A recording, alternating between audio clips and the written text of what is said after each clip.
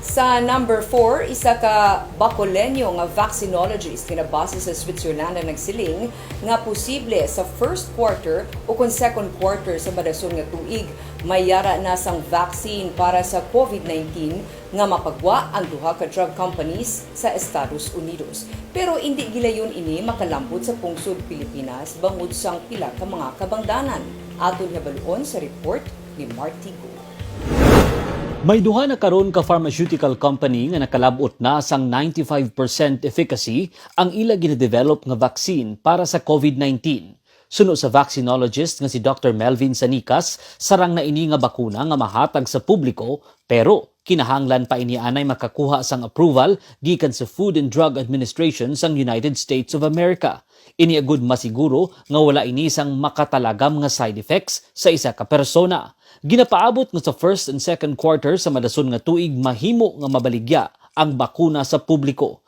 Pero ginpahayag ni Dr. Sanicas nga hindi gilayon makalabot sa Pilipinas ang bakuna bangod ang World Health Organization ang nagtukod sang ginatawag nga COVAX facility para mahatagan prioridad ang mga pungsod nga tuman nga nagakinahanglan sang bakuna.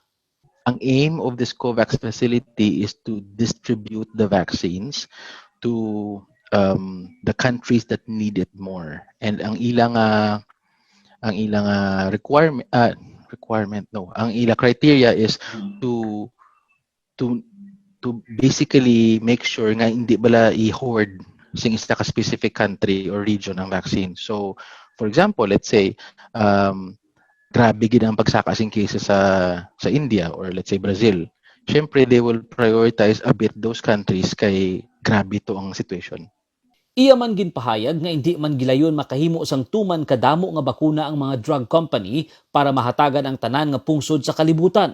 Gani hindi mapatod kung san-o ang bakuna makalabot sa Pilipinas. Realistically, these two companies, even if they try their best, they cannot produce billions of doses, di ba?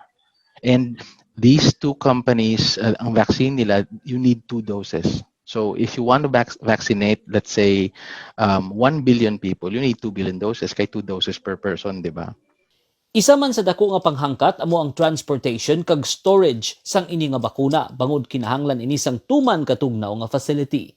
Samtang nagahulat kita sang bakuna, nagapanugyan si Dr. Sanica sa publiko nga magsunod lang gid anay sang minimum health protocols nga ginapatuman sang gobyerno agud mapalayo kita sa COVID-19.